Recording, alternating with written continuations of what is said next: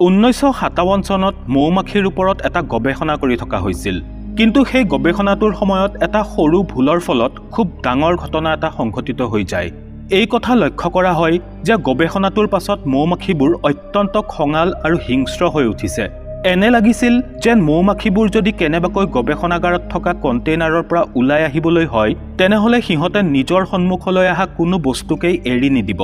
আৰু অৱশেষত সেইটোৱেই হ'ল যাৰ ভয় সকলোৱে কৰিছিল এডিসি নলেজ হাবৰ আন এটি খণ্ডলৈ আপোনাক স্বাগতম জনাইছো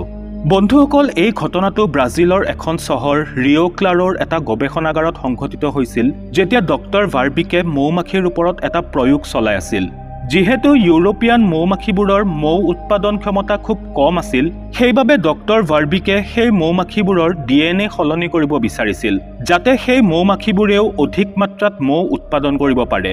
ডিএনএ পৰিৱৰ্তনৰ বাবে দক্ষিণ আফ্ৰিকাৰ পৰা মৌমাখি অনোৱা হয় আৰু সিহঁতক ইউৰোপিয়ান মৌমাখিৰে প্ৰজনন কৰোৱা হয় এই প্ৰয়োগ এটা গৱেষণাগাৰত কৰি থকা হৈছিল য'ত এটা কন্টেইনাৰৰ ভিতৰত মৌমাখিয়ে বাহ সাজিছিল এই প্ৰয়োগ সম্পূৰ্ণৰূপে সফল হৈছিল আৰু মৌমাখিৰ এই নতুন প্ৰজাতিটোক আফ্ৰিকীয় মূলৰ মৌমাখি নাম দিয়া হয় সকলোবোৰ কাম তেনেদৰেই হৈ গৈছিল যিদৰে পৰিকল্পনা কৰা হৈছিল কিন্তু তাৰ পাছত হঠাৎ ডাক্তৰ ভাৰ্বিকৰ চকু কপালত উঠে তেতিয়া যেতিয়া তেওঁ লক্ষ্য কৰে যে এই মৌমাখিবোৰ প্ৰয়োজনতকৈ বেছি উগ্ৰ হৈ পৰিছে সিহঁতৰ এই অস্বাভাৱিক গতিবিধিয়ে ডক্তৰ ভাৰ্বিকক বেছ চিন্তিত কৰি তোলে আৰু সেইবাবে তেওঁ সিদ্ধান্ত লয় যে এই আফ্ৰিকীয় মূলৰ মৌমাখিবোৰ কন্টেইনাৰৰ পৰা কেতিয়াও বাহিৰ নুলিয়ায় কিন্তু তাৰ পাছত সেয়ে হ'ল যি হ'ব নালাগিছিল গৱেষণাগাৰ কৰ্মীৰ ভুলৰ বাবে মৌমাখিৰ এটা বৃহৎ জাক কন্টেইনাৰৰ পৰা ওলাই আহিবলৈ সক্ষম হয় নতুন প্ৰজাতিৰ এই মৌমাখিবোৰ কিমান বেছি ভয়াবহ আছিল সেই কথা সিহঁত বাহিৰলৈ ওলাই অহাৰ পাছতেই গম পোৱা গ'ল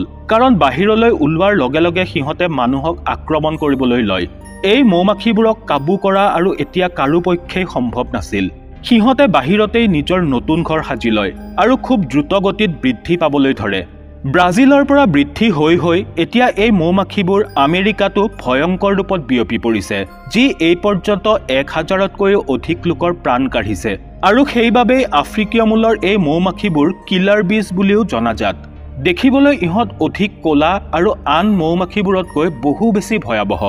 500 মিটাৰ আঁতৰৰ পৰাই ইহঁতে নিজৰ বাহৰ ফালে আগবঢ়াজনৰ ওপৰত জঁপিয়াই পৰে আৰু ইহঁতে যদি এবাৰ কোনো মানুহ বা জীৱ-জন্তুক আক্ৰমণৰ লক্ষ্য কৰি লয় তেনেহলে আধা কিলোমিটাৰ দূৰলৈকো তেওঁৰ পিছ নেৰে কিন্তু আন মৌমাখিবোৰৰ দৰেই এই আফ্ৰিকান মূলৰ মৌমাখিবোৰৰো মানুহক কামোৰাৰ কিছু মুহূৰ্ত পাছতেই মৃত্যু ঘটে এই মৌমাখিবোৰৰ কামোৰ কিমান বেছি ভয়াবহ আসলতে কামোৰ মাৰাৰ পাছতে ইহঁত নিজে নিজেই কিয় মৰি যায় এই কথা জনাৰ পূৰ্বে আমি এইটো জনা দৰকাৰ যে এই মৌমাখিবোৰে দৰাচলতে আক্ৰমণ কিয় কৰে পোনপ্ৰথমে আপুনি এই কথা জানি থওক যে মৌমাখিৰ যিয়েই প্ৰজাতি নহওক কিয় সিহঁতে মানুহৰ ওপৰত কেৱল তেতিয়াহে আক্ৰমণ কৰে যেতিয়া সিহঁতে বিপদ অনুভৱ কৰে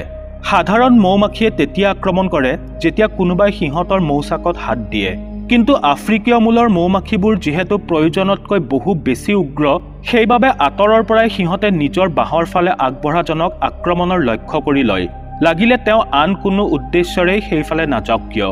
যেতিয়া এই মৌমাখিবোৰে ফুলৰ পৰা পলেন আৰু নেক্টাৰ সংগ্ৰহ কৰি থাকে তেতিয়া ইহঁতে কাকো কোনো ধৰণৰ অনিষ্ট নকৰে কিন্তু যদি সেই মুহূৰ্তত কোনোবাই সিহঁতৰ ওপৰত ভৰি থয় বা সিহঁতৰ কামত বাধা প্ৰদান কৰে তেতিয়া সিহঁতৰ খং উঠে আৰু কামোৰ নমৰা পৰ্যন্ত ক্ষান্ত নহয় কিন্তু সিহঁত এই কথাৰ পৰা একেবাৰে অজান যে কামোৰ মাৰাৰ পাছত সিহঁত নিজেই বাচি নাথাকিব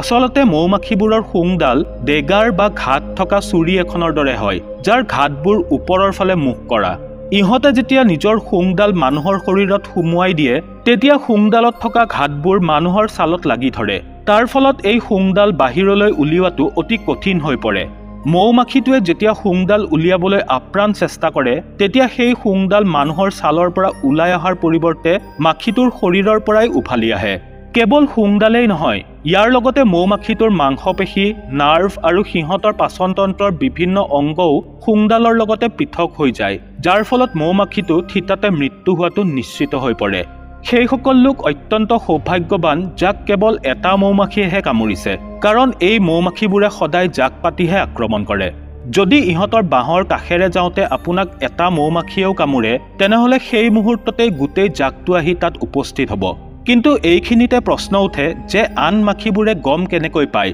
যে আক্ৰমণ ক'ত আৰু কাৰ ওপৰত কৰিব লাগিব। আচলতে যিসমূহ মৌজোল সিহঁতে মৌচাকত জমা কৰে সেইবোৰ সিহঁতৰ নিজৰ খোৱাৰ বাবেহে। সেই মৌবোৰ সিহঁতে নিজৰ বেয়া সময়ৰ বাবে জমা কৰি থয়, বিশেষকৈ যেতিয়া পলেনৰ ছিজন নাথাকে। নিজৰ বাঁহটোৰ সুৰক্ষাৰ বাবে কেইবাটাও মৌমাখিয়ে তাৰ আশে-পাশে পাল পাতি পাতি পহৰা দিয়ে। কোনো মানুহ যেতিয়া সিহঁতৰ এলেকাৰ কাষ চাপে তেতিয়া সিহঁতে আঁতৰৰ পৰাই গোন্ধ পাই যায়, আৰু যদি যিকোনো এটা মৌমাখিয়ে কামোৰ মাৰিবলৈ সক্ষম হয় তেনেহ'লে সেই মুহূৰ্ততেই তাৰ শৰীৰৰ পৰা এবিধ পদাৰ্থ বাহিৰ হয়, যাক ফেৰমন বুলি কোৱা হয়। বিশেষজ্ঞসকলৰ মতে এই ফেৰমন যেতিয়া বতাহত বিয়পি পৰে তেতিয়া ই তাত উপস্থিত থকা আন মাখিবোৰৰ বাবে এলাৰ্ম ছিগনেলৰ দৰে কাম কৰে। সেই আটাইবোৰ মৌমাখি যি সেই সময়ত কৰ্তব্যত নিয়োজিত হৈ থাকে ফেৰমনৰ গোন্ধ পাই তৎক্ষণাত সেই লোকজনৰ ওপৰত জঁপিয়াই পৰে। সেইবাবে কেতিয়াবা যদি আপোনাক এটা মৌমাখিয়েও কামোৰে তেনেহ'লে পলম নকৰি তৎক্ষণাত সেই ঠাই ত্যাগ কৰাই আপোনাৰ বাবে মংগলজনক হ'ব। মৌমাখিৰ দংশন মানুহৰ বাবে কিমান ভয়াৱহ হ'ব পাৰে সেই কথা জানি থোৱাটো অতি গুৰুত্বপূৰ্ণ। ইহঁতৰ শুংডাল যেতিয়া মানুহৰ শৰীৰত প্ৰৱেশ কৰে তেতিয়া ই আমাৰ শৰীৰত এবিধ টক্সিন এৰি থৈ যায়, যাক মেলিটিন বুলি কোৱা হয়। মানুহৰ শৰীৰে তৎক্ষণাত এই মেলিটিনৰ সৈতে যুঁজিবলৈ অট'মেটিকেলি কাম কৰা আৰম্ভ কৰি দিয়ে, যাৰ ফলত শৰীৰৰ সেই অংশটো লগে লগে ফুলি ৰঙা হৈ পৰে। আচলতে এয়া আমাৰ শৰীৰৰ প্ৰতিৰোধ ক্ষমতা, যিয়ে মেলিটিনৰ সৈতে যুঁজিবলৈ শৰীৰৰ সেই অংশটোক ফুলিবলৈ বাধ্য কৰায়। যদি এই দংশন ৰক্তশিৰাৰ কাষতে পৰে তেনেহ'লে ই তেজত মিহলি হৈ গোটেই শৰীৰত বিয়পিবলৈ ধৰে, যাৰ ফলত অত্যন্ত ভয়ানক পৰিণতিও হ'ব পাৰে। বা যিসকলৰ মেলিটিন এলাৰ্জি আছে তেওঁলোকৰ অৱস্থাও অধিক অৱনতি হোৱাৰ সম্ভাৱনা থাকে। সেইবাবে আপোনাক যদি কেতিয়াবা মৌমাখিয়ে কামোৰে তেনেহ'লে তৎক্ষণাত তাৰ শুংডাল উলিয়াই পেলাবলৈ নাপাহৰিব, কাৰণ যিমান সময় শুংডাল শৰীৰৰ ভিতৰত সোমাই থাকিব তেতিয়ালৈ সি নিজৰ বিষ শৰীৰত সৰবৰাহ কৰি থাকিব।